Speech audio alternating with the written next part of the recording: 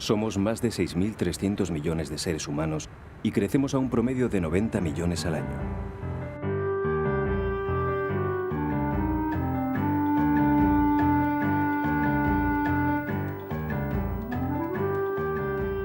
La Tierra nos da lo mejor que tiene. De hecho, nunca hemos disfrutado de alimentos tan sanos y abundantes como ahora.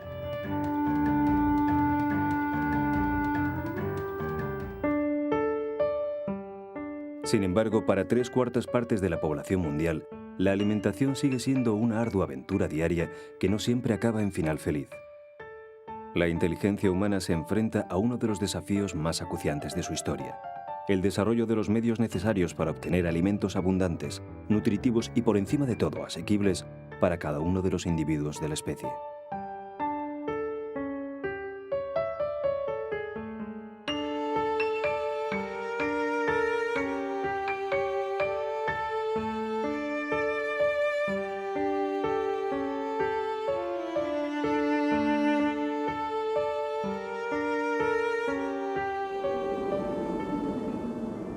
La Tierra, el soporte de la existencia humana, el mundo en el que desarrollamos nuestra actividad diaria, el lugar que nos proporciona cobijo, ropa y alimentos.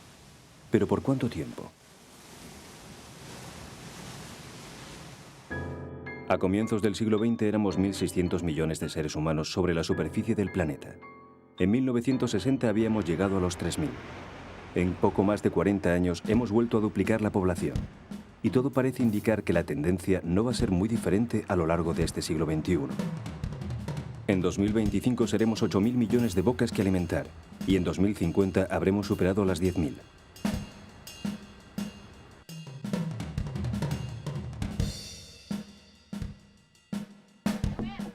No es fácil predecir lo que se podría llamar límite de carga del planeta, el número total de seres humanos que la Tierra puede soportar. Ya hemos demostrado con creces que no sabemos cómo alimentar a 6.300 millones de personas, a pesar de que vivimos en un mundo capaz de producir 2.700 calorías por individuo y día para 12.000 millones.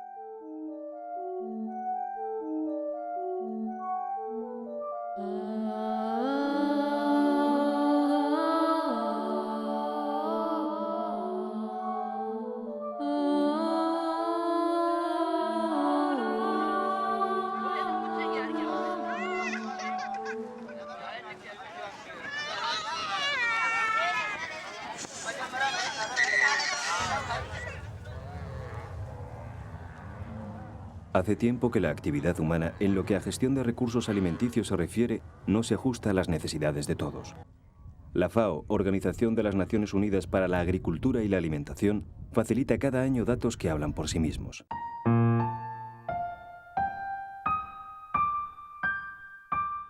Por ejemplo, con lo que ha costado obtener los 250 gramos de carne de esta hamburguesa, unas 50 personas podían haber comido un nutritivo plato de cereales.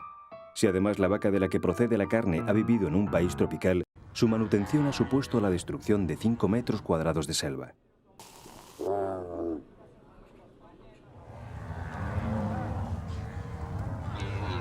Actualmente mantenemos un promedio de 1.280 millones de vacas en todo el mundo. Unas 3/4 partes viven en el hemisferio sur. Sin embargo, casi todos los productos que se obtienen de su explotación se consumen en los países industrializados del norte.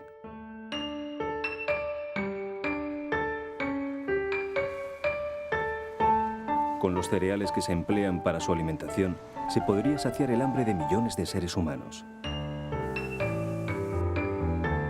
En otras palabras, la falta de alimentos que sufre la mayor parte de la humanidad es consecuencia directa del exceso que acapara la otra parte. La humanidad en este momento se enfrenta en relación con los alimentos a dos tipos de problemas fundamentales. Por un lado, el hambre y las enfermedades carenciales, y por otro lado lo que podríamos denominar las enfermedades de la opulencia, fundamentalmente la obesidad, pero también la bulimia y la anorexia y otras.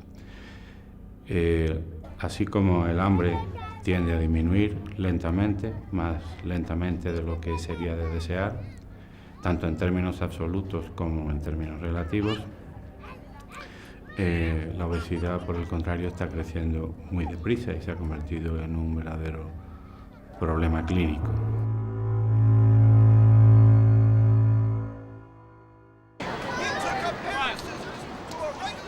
Algunas enfermedades de la opulencia figuran entre las primeras causas de muerte en los países desarrollados. Al mismo tiempo, cada 2 segundos alguien muere en algún lugar de la Tierra por problemas de malnutrición.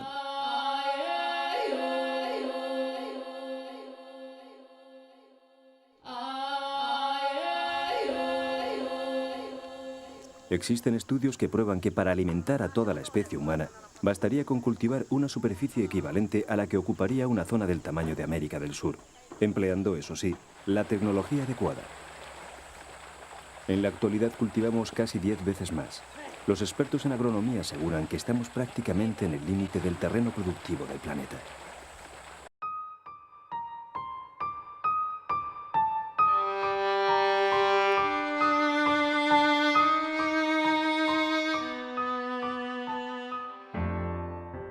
A finales del siglo XVIII, un economista inglés llamado Robert Malthus concibió una desalentadora teoría. Sostenía que la población del planeta aumentaba en progresión geométrica y que la producción de alimentos lo hacía en progresión aritmética.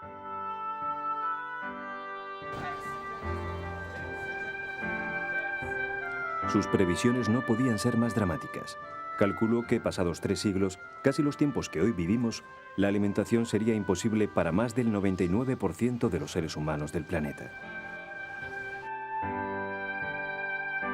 Naturalmente estaba equivocado. A pesar de su indiscutible capacidad de deducción, Malthus no podía imaginar el increíble potencial de la ciencia y las tecnologías aplicado a las prácticas agrícolas y ganaderas. La misma ciencia y las mismas tecnologías que permitirán que la Tierra continúe proporcionándonos los medios necesarios para subsistir durante unos cuantos siglos más. La práctica alimenticia del futuro inmediato dependerá de una amplia gama de variables. Antes de nada necesitamos dar solución a problemas de tipo económico. De nada sirve disponer de recursos si estos no son asequibles para todo el mundo. Los retos tecnológicos en relación con el hambre para el futuro son dos. Por un lado, producir más por hectárea y por otro lado, producir más limpio. Porque la agricultura ha sido adversa al medio ambiente desde que se inventó hace 10 milenios. Y cuanto más primitiva, más adversa en contra de la creencia popular. Porque el impacto de la producción de alimentos sobre el medio ambiente hay que contabilizarlo por tonelada de alimento producido. Hoy producimos una tonelada de alimento con menos suelo, menos fertilizantes, menos productos fitosanitarios, menos agua y menos energía que hace 30 años. Pero no hemos mejorado tanto que compensemos el incremento de la población mundial. Si hace 30 años contaminábamos X cuando consumíamos un bocadillo, por decir algo, hoy contaminamos la mitad, pero en cambio la población mundial se ha duplicado. El impacto ambiental de la práctica agrícola se ha hecho más grave y no menos.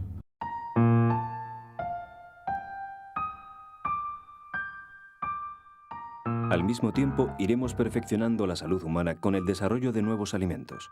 Llegaremos a entender que comer bien no tiene nada que ver con comer más o degustar los productos más exquisitos del mercado.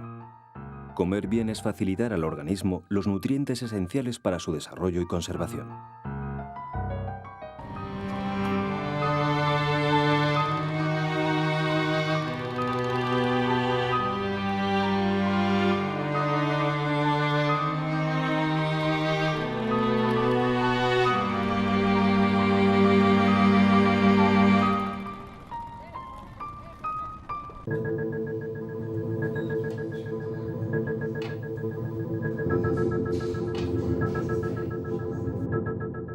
La evolución de las tecnologías alimentarias y de las ciencias de la nutrición nos permiten ya hablar de síntesis de proteínas animales o vegetales. Hemos aprendido a producir nutrientes a partir de alimentos poco o nada habituales, pero esto no es más que el principio. En unos cuantos años habremos desarrollado nuevos procesos de conservación y nos serviremos de programas informáticos que harán posible la creación de alimentos personalizados para cada consumidor. Así, seremos capaces de evitar la obesidad y, por supuesto, el resto de las llamadas enfermedades de la opulencia.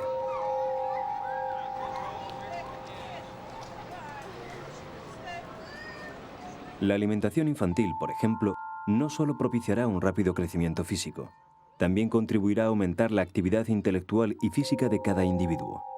Los nuevos alimentos harán de los hombres y las mujeres de la segunda mitad del siglo XXI individuos mucho más activos.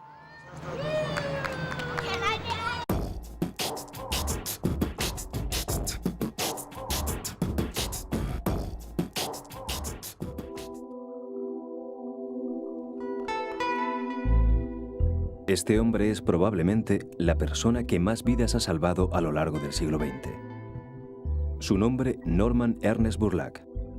Nació en 1914 en una pequeña granja de la localidad de Cresco, en Iowa. Estudió agronomía en la Universidad de Minnesota. Tras obtener la graduación, diseñó un innovador procedimiento científico que terminó de poner en evidencia los errores de Robert Malthus en sus desesperanzadores pronósticos sobre la producción de alimentos. En contra de lo que pensaba el economista inglés, Borlaug demostró al mundo que alimentar a todos y cada uno de los individuos de la especie humana es posible.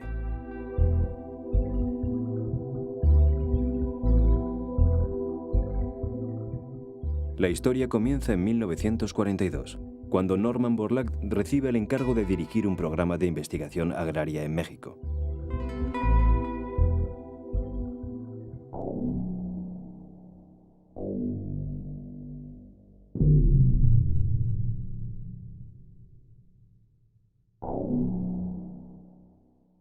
Desde principios del siglo XX, las exportaciones de trigo suponen una de las principales fuentes de ingresos para este país americano. Pero hacia 1910, un hongo conocido como roya del trigo comienza a causar estragos en las cosechas. Borlaug entra en acción.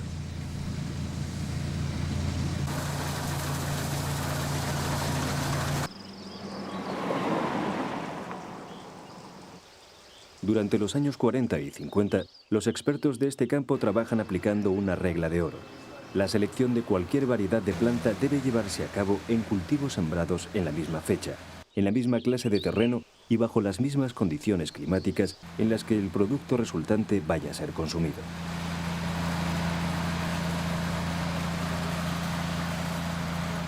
Pero Borlaug tiene prisa. La roya del trigo está destruyendo las cosechas a gran velocidad y no hay tiempo para las tradiciones, así que no duda en romper las reglas.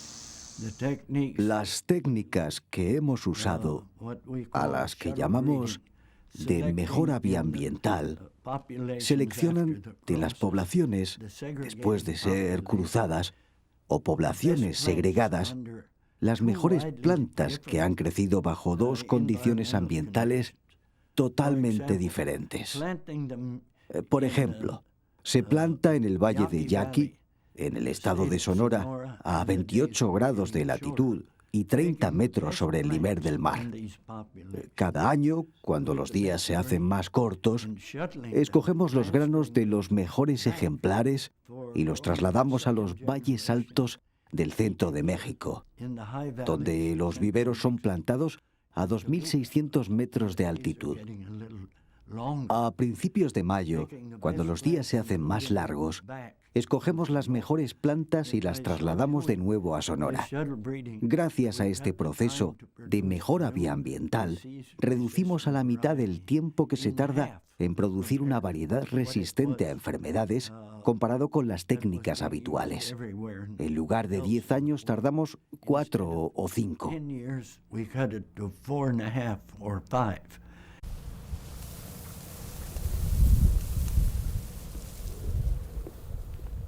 Pero aún hay más. Borlaug obtiene una variedad de trigo resistente a la plaga asesina, capaz de crecer en cualquier tipo de clima, altitud o época del año. Una planta con beneficiosas cualidades como el enanismo o el mayor grosor de su tallo. Las cosechas comienzan a ser más resistentes a los vientos y a las lluvias. Las semillas generan mayor número de tallos y más espigas.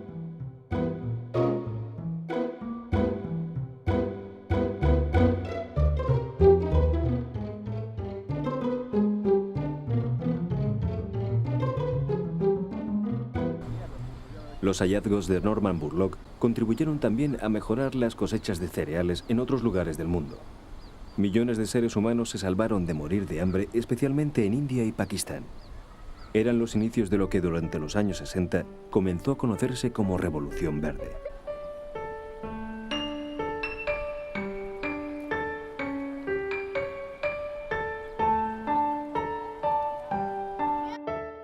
A finales de la década, Norman Borlaug había reunido probados méritos para ser distinguido con el Premio Nobel de la Paz, que recibió en 1970.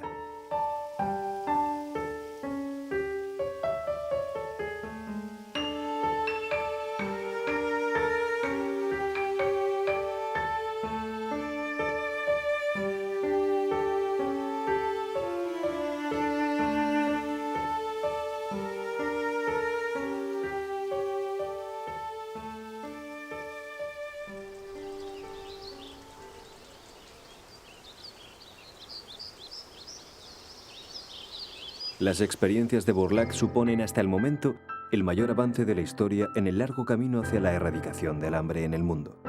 Sin embargo, no faltan los que vean en la Revolución Verde el origen de un buen número de atropellos ecológicos de difícil arreglo.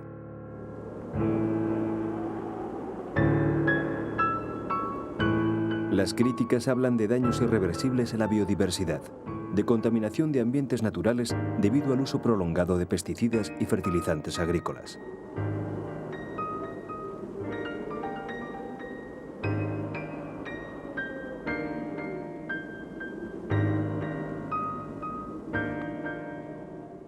Pero existe un argumento más contundente que los demás, el de los ecologistas que ven en los trabajos de Borlaug el inicio de lo que consideran una de las mayores amenazas para la salud: los alimentos transgénicos.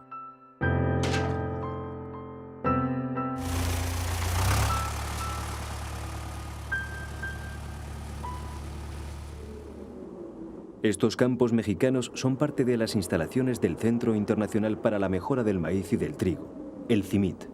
Aquí se desarrollan las que son probablemente las investigaciones más avanzadas del mundo en el amplio terreno de los cereales transgénicos.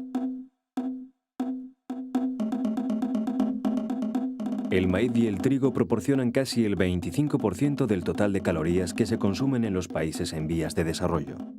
Entre los muchos objetivos del CIMIT está la mejora de los cultivos de estos cereales mediante la creación de nuevas variedades de plantas, capaces de resistir enfermedades, condiciones climáticas adversas o cualquier otra clase de agente hostil.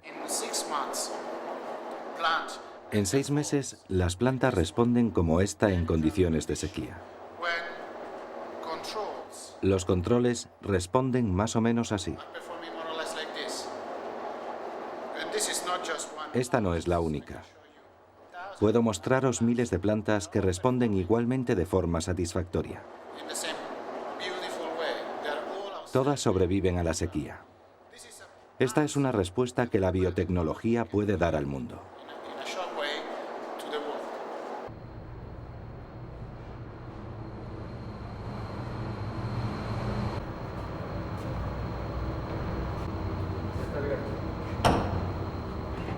La batalla ha comenzado. De un lado, los que no conciben el futuro de la alimentación humana sin la ingeniería genética. De otro, los defensores a ultranza de las técnicas agrícolas tradicionales sin productos químicos contaminantes, transgénicos o biológicos. Esta es la cuestión. Y, de nuevo, son materiales con diferentes características en cuanto a grano. O sea, la cuestión no es para mí transgénicos sí, transgénicos no, no es ingeniería genética sí, ingeniería genética no, sino más bien en qué condiciones podemos emplear con seguridad, de manera que los efectos que deseamos no se vean contrarrestados por efectos negativos e indeseables, en qué condiciones podemos emplearlos con seguridad y de manera razonable, ¿no? Y hoy por hoy pues no se da, es mi opinión.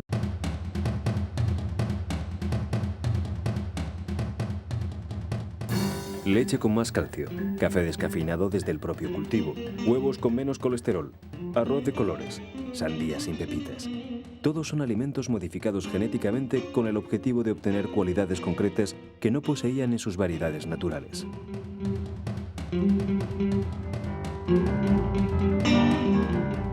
El mecanismo es sencillo.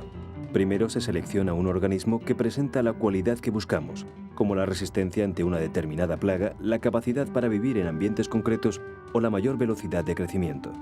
Puede ser un animal, una planta o un hongo.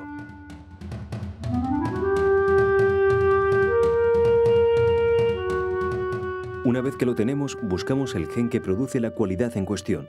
Lo extraemos y lo introducimos mediante distintos sistemas en el ADN receptor.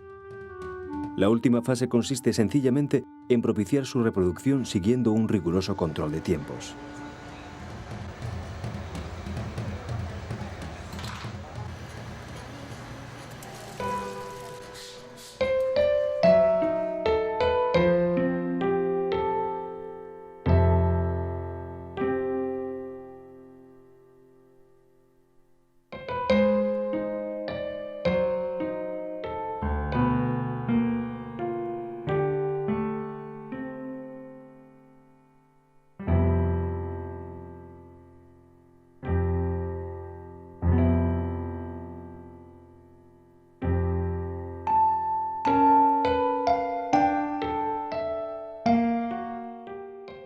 A mediados de la última década del siglo XX, los cultivos transgénicos cubrían una superficie de 2 millones de hectáreas en todo el planeta.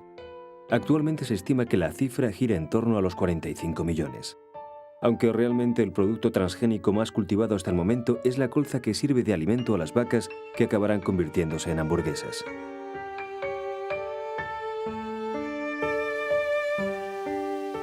No hay que olvidar que estas especies modificadas genéticamente nacieron para utilizar mejor los herbicidas, o en el peor de los casos, para obligar a los compradores de estas semillas a utilizar herbicidas de la misma marca.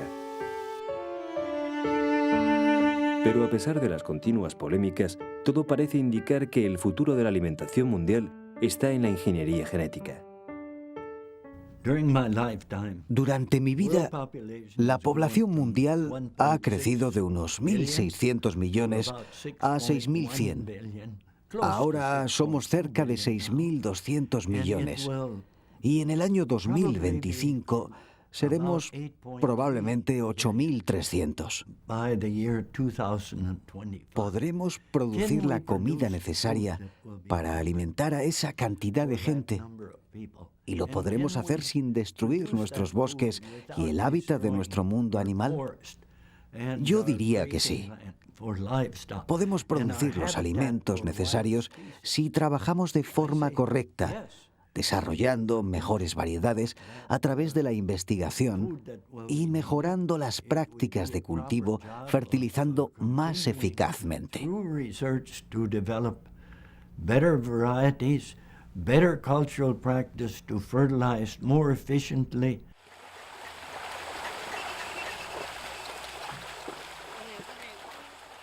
Es obvio que no se pueden producir alimentos para 6.300 millones de seres humanos utilizando los procedimientos agrícolas tradicionales.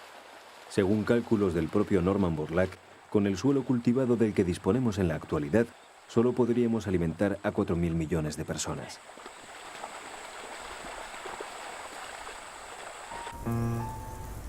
Además, necesitaríamos entre 5.000 y 6.000 millones de vacas más para producir el estiércol que haría falta para fertilizar las tierras de cultivo.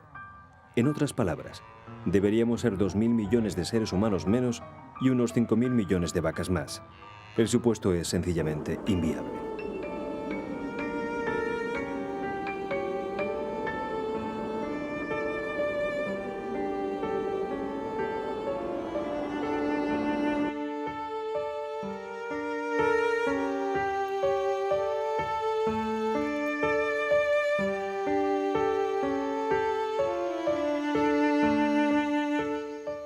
La vida de los animales que nos dan alimentos es apacible, pero aburrida.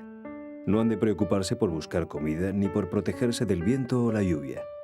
Cuando enferman reciben el tratamiento adecuado y no tienen que pensar en que un día pueden ser devorados por los predadores, exceptuando, claro está, a los individuos de la especie humana.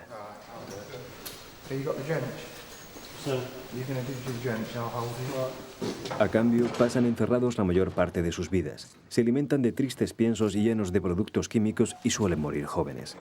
Su vida sexual es prácticamente nula, y por si fuera poco, carecen de tiempo y espacio para juegos y esparcimientos.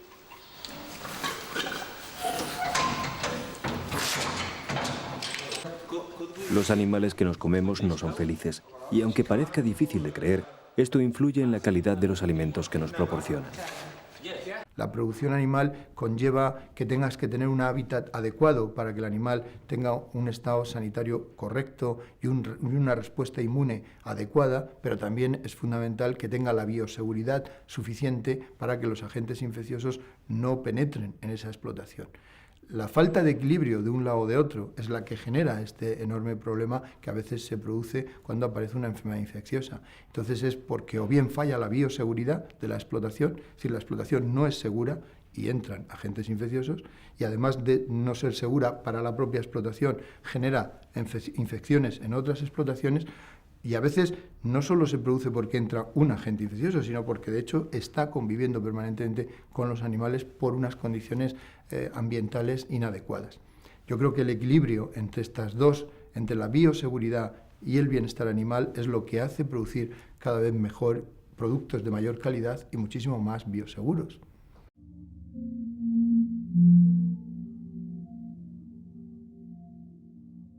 Somos conscientes de la necesidad de proteínas animales en nuestra alimentación. Sin embargo, no estamos en condiciones de asegurar que no vayamos a ser víctimas de futuras catástrofes alimentarias como la de las tristemente populares vacas locas.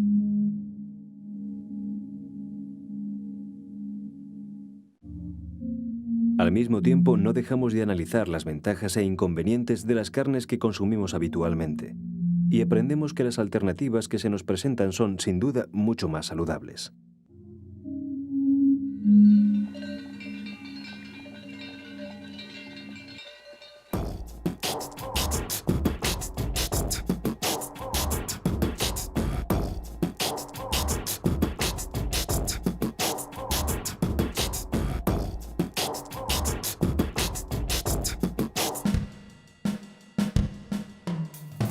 La carne de avestruz presenta un aspecto muy parecido a la de vacuno.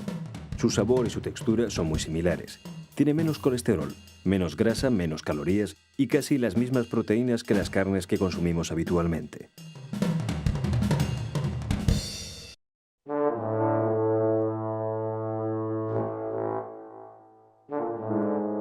Estos inicios del siglo XXI propiciarán una auténtica revolución en el modo de concebir la actividad ganadera y, en consecuencia, el gusto y el arte culinario.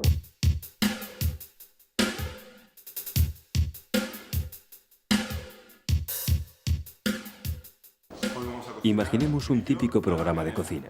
El grillo es un alimento muy completo, es un alimento... El cocinero nos presenta los ingredientes.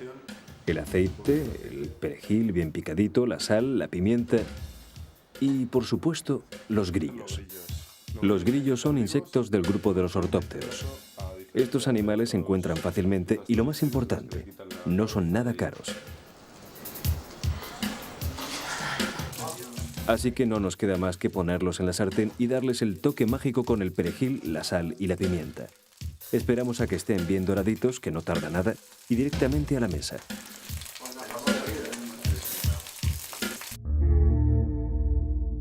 Grillos fritos. Este plato, hoy repugnante para muchos de nosotros, no está estéticamente demasiado lejos de, por ejemplo, una exquisita ración de calamares.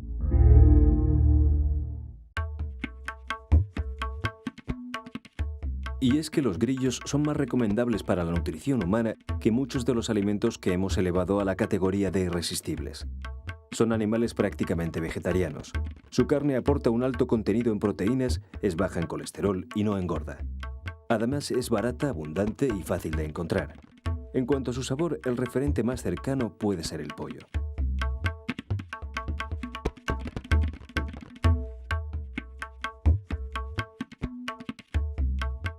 El grillo campestre es una de las 1.462 especies de insectos comestibles registrados actualmente. Algunas no son nuevas, han formado parte de la alimentación humana desde que el hombre existe sobre la Tierra. Otras se acaban de incorporar al repertorio.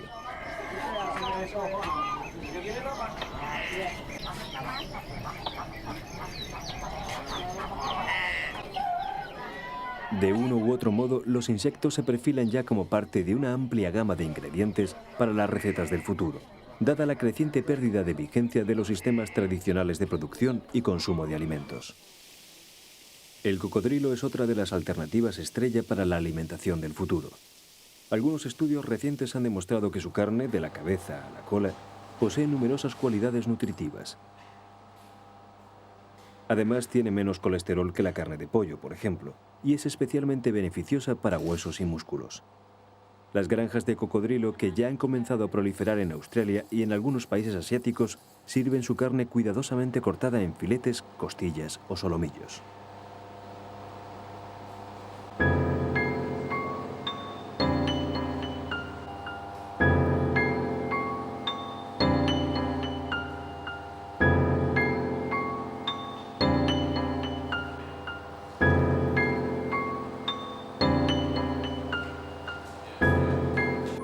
También se han desarrollado estudios sobre los beneficios nutritivos de los productos derivados del canguro. Las conclusiones no son menos convincentes. Su carne es baja en colesterol y puede prevenir enfermedades cardiovasculares.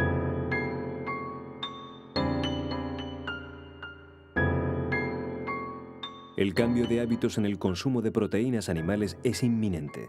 Depende solo de que nos atrevamos a superar los prejuicios culturales que nos impiden saborear un buen filete de avestruz o un nutritivo plato de saltamontes fritos.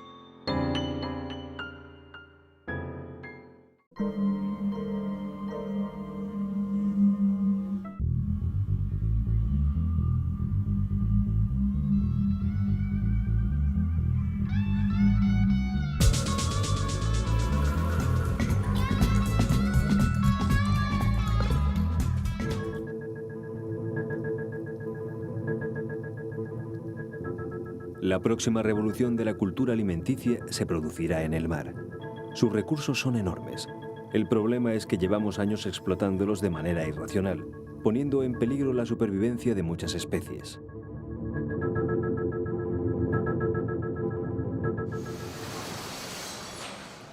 Hace ya 10.000 años que los seres humanos aprendimos a dominar los recursos de la tierra firme. Así comenzamos a practicar la agricultura y la ganadería. En el mar, sin embargo, seguimos siendo depredadores.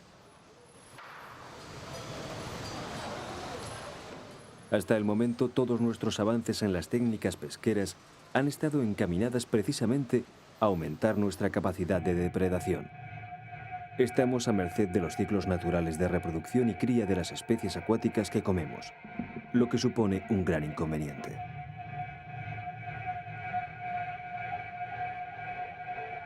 Si llegamos a dominar los alimentos marinos como dominamos los terrestres, podemos estar seguros de que llegará un día cercano en que el hambre habrá pasado a la historia.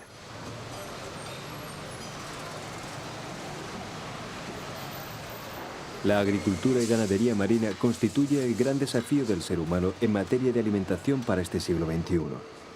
Dentro de 100 años, ese 70,8% de superficie acuática del planeta será nuestra primera fuente de proteínas. Estamos a punto de ser testigos de un fenómeno histórico que ya se empieza a conocer como Revolución Azul.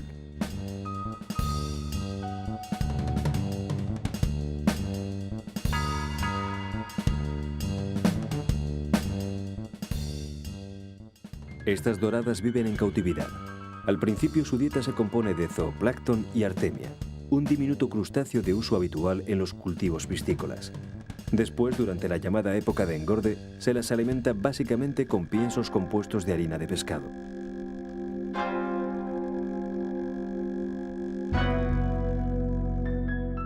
Estos ejemplares saldrán a los mercados con un peso de entre 300 y 500 gramos, además de la absoluta garantía de un aporte nutritivo similar al de los individuos que proceden de la captura tradicional.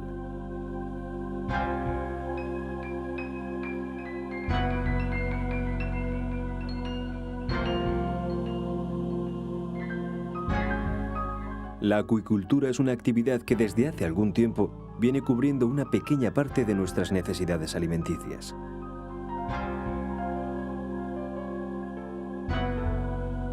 La cría de moluscos como la ostra o el mejillón es relativamente sencilla y viene de tiempo atrás. Otra cosa muy distinta es el cultivo de peces, que requiere prácticas bastante más sofisticadas.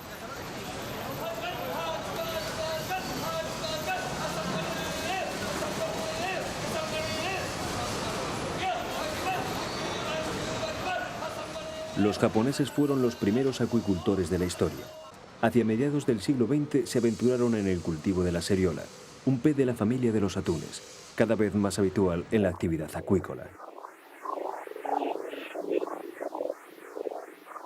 Las primeras prácticas no contemplaban el ciclo del cultivo completo. Comenzaban con la captura de los alevines que crecían en cautividad hasta que llegaban a pesar unos 4 kilos, momento en el que salían al mercado. El proceso duraba varios meses y se realizaba en aguas costeras aisladas con redes.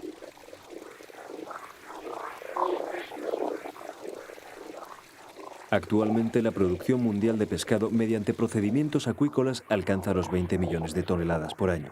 Una cifra que no nos permite por el momento prescindir de la pesca tradicional. Las pesquerías mundiales van a seguir proporcionando unos niveles de capturas que serían imposibles de proporcionar con la acuicultura mundial. Sin embargo, la acuicultura mundial va a aproximarse, a lo mejor si hoy es el 25% de todas las proteínas marinas que se producen en el mundo, puede llegar a un 50%.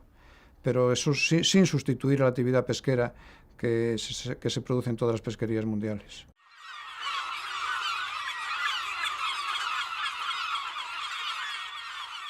Continuando con el ciclo evolutivo de las técnicas acuícolas, las previsiones hablan de que la pesca tradicional finalizará hacia el año 2090.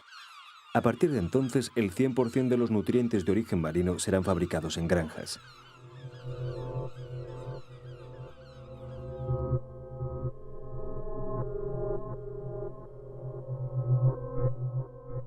Pero antes de hacer de los océanos la industria que imaginamos, tendremos que hallar remedios para algunos inconvenientes. Entre ellos, lograr que los alevines de todas las especies se generen a partir de los propios individuos en cautividad.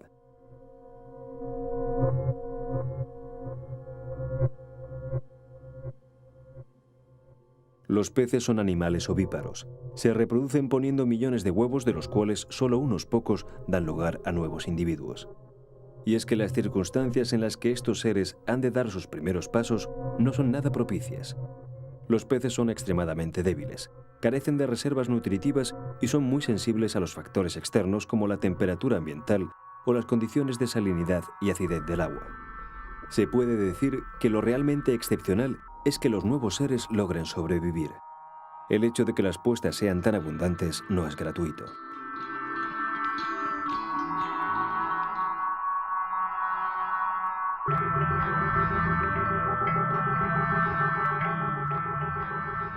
La situación es bastante más fácil en las granjas de animales terrestres, cuyas crías vienen al mundo con muchas más probabilidades de salir adelante.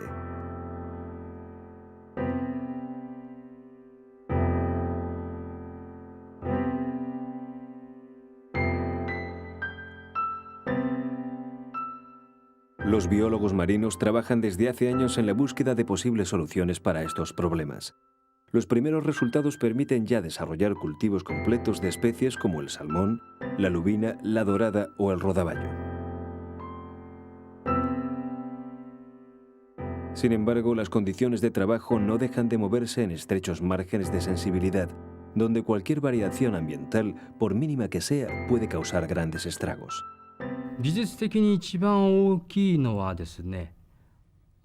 Criar pescados pequeños es difícil, puesto que no sabemos exactamente qué es lo que comen.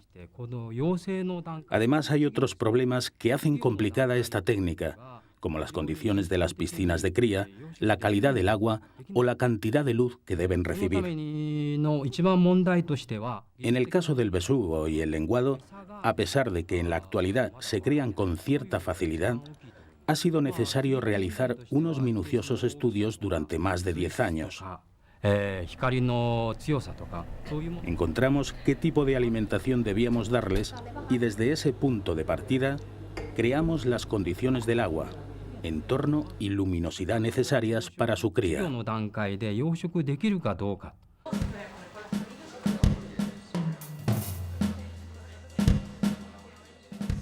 Japón es también el país de las algas. Muchos de los más apetitosos platos de la cocina oriental están elaborados con alguna de las múltiples variedades de alga que se cultivan en las costas del archipiélago.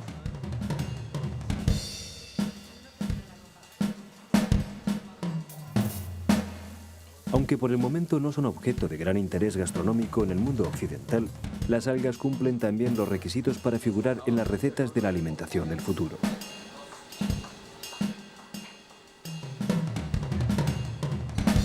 Son nutritivas, asequibles y tan abundantes como para paliar en gran medida las necesidades alimenticias de las poblaciones en estado carencial.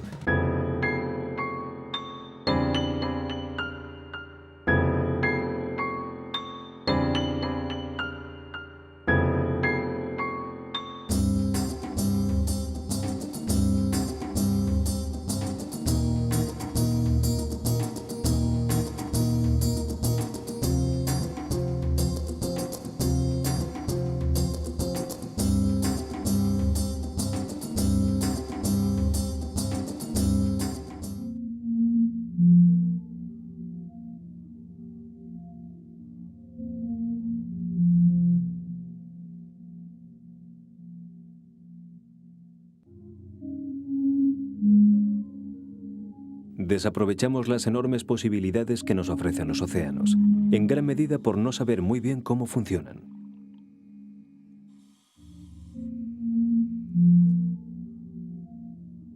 La base de la vida marina es el fitoplancton, una concentración de algas microscópicas ricas en proteínas y otros nutrientes, que necesitan luz para realizar sus funciones fotosintéticas.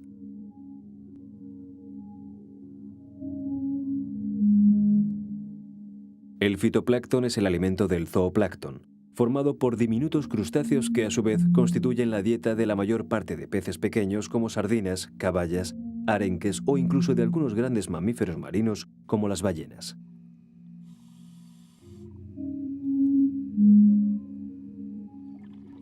No es casual que la mayor parte de la vida marina se produzca tan solo en un 3% del total de la masa de agua del planeta, precisamente la zona a la que llega la luz. Pero ¿qué ocurriría si lográramos poblar de nutrientes el 97% restante del océano? En 1988, el fallecido John Martin, del laboratorio marino Moss Landing de California, propuso que, siendo la carencia de hierro el factor limitante del crecimiento de las algas en la superficie oceánica, habría que sembrar los mares con hierro para conseguir un espectacular crecimiento de estas. En mayo de 1995 se llevaron a cabo experimentos en el Océano Pacífico, siguiendo las indicaciones de Martin. Se sembró el mar con hierro y efectivamente se produjo el esperado crecimiento exponencial de la población de algas. Estas son muestras de nuestro experimento de enriquecimiento.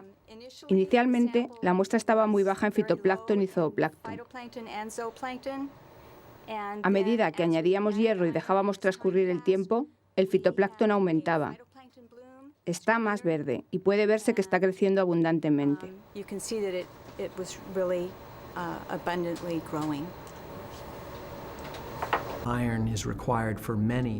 Muchos sistemas enzimáticos de plantas en el océano necesitan hierro.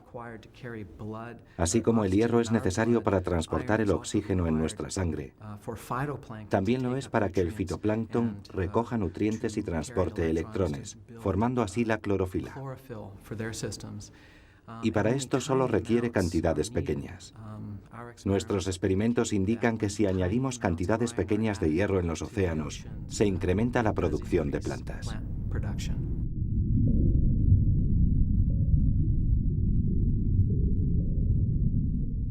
Sembrar los mares de hierro, multiplicar la vida y, en consecuencia, disponer de más alimentos. Los océanos de la Tierra producen en la actualidad unos 150 millones de toneladas de fitoplancton. Otro procedimiento para aumentar esta cantidad consistiría en incrementar la luz que llega a la masa de agua. Iluminar el mundo submarino con potentes reflectores que facilitaran a las plantas el desarrollo de sus funciones clorofílicas en lo más recóndito de las profundidades. Disponer de los medios necesarios para poner en marcha una operación de esta magnitud no sería complicado. Sin embargo, tampoco resultaría muy rentable, al menos a corto plazo.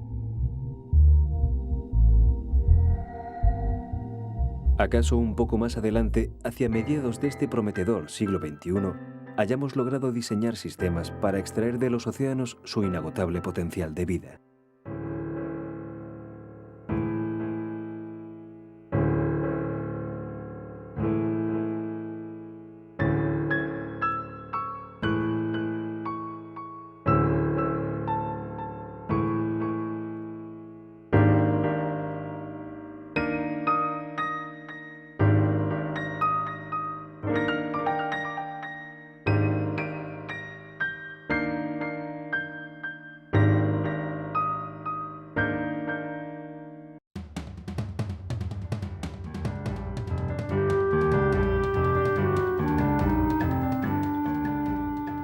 los comienzos del siglo XX vivíamos en el planeta 1.600 millones de seres humanos. Hoy pasamos de los 6.000. En el año 2050 seremos 10.000 millones. Necesitaremos ingerir unos 500 millones de kilos de proteínas cada día. La mitad tendrá origen animal. El resto procederá de las plantas. Para entonces dispondremos de medios más que suficientes para alimentar debidamente a toda la población del planeta. Habremos desarrollado numerosas variedades de alimentos transgénicos asequibles para todos. Nos serviremos de procedimientos diseñados para su control, tanto médico como ecológico. Dispondremos de alimentos que, además de satisfacer nuestras necesidades en cuanto a la nutrición, nos aportarán elementos específicos y personalizados para paliar nuestros problemas de salud.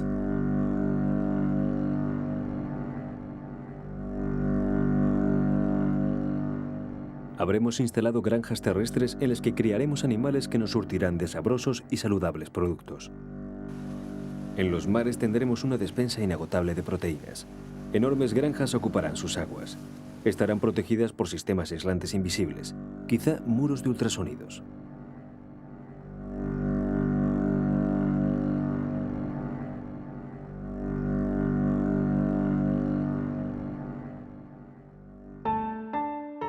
Decía Arthur Clarke, el célebre y visionario escritor de relatos de ciencia ficción, que el ganado de las granjas acuáticas del futuro podría estar formado principalmente por manadas de ballenas. Por supuesto, la conjetura no es gratuita. La ballena es un animal extremadamente útil. Su carne es tanto o más sabrosa que la del ganado terrestre convencional. Al ser mamífero, su cría sería mucho menos compleja que la de muchas de las especies con las que trabajamos en la acuicultura actual. La cría de ballenas nos ahorraría, además, unos cuantos pasos en la cadena trófica, ya que se nutre directamente de los diminutos crustáceos que componen el zooplancton.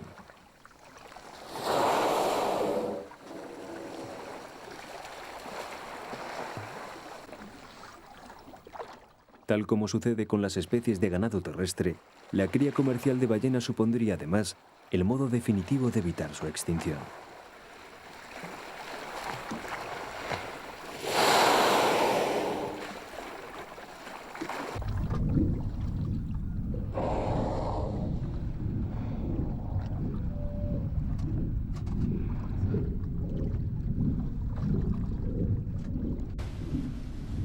Nunca habremos estado tan cerca del mar como en los años que nos esperan.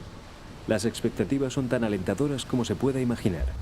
No sería nada aventurado pensar incluso en una futura colonización humana en los océanos. Es posible que las ciudades submarinas o flotantes que imaginaba Julio Verne no están tan lejos de la realidad como ahora nos pueda parecer. El mar es un mundo que tenemos pendiente. La humanidad está a punto de cerrar el círculo regresando a los océanos de los que un día salieron sus remotos antepasados anfibios.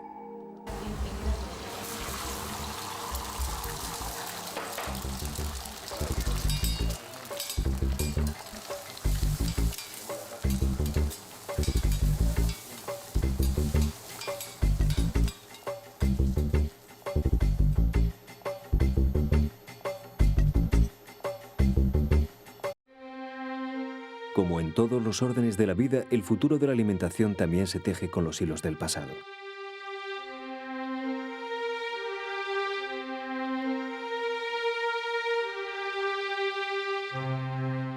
Las recientes crisis alimentarias han supuesto duros golpes que no vamos a olvidar fácilmente. Por eso no dejamos de desarrollar medios para que la cultura alimentaria que nos espera sea mejor para todos.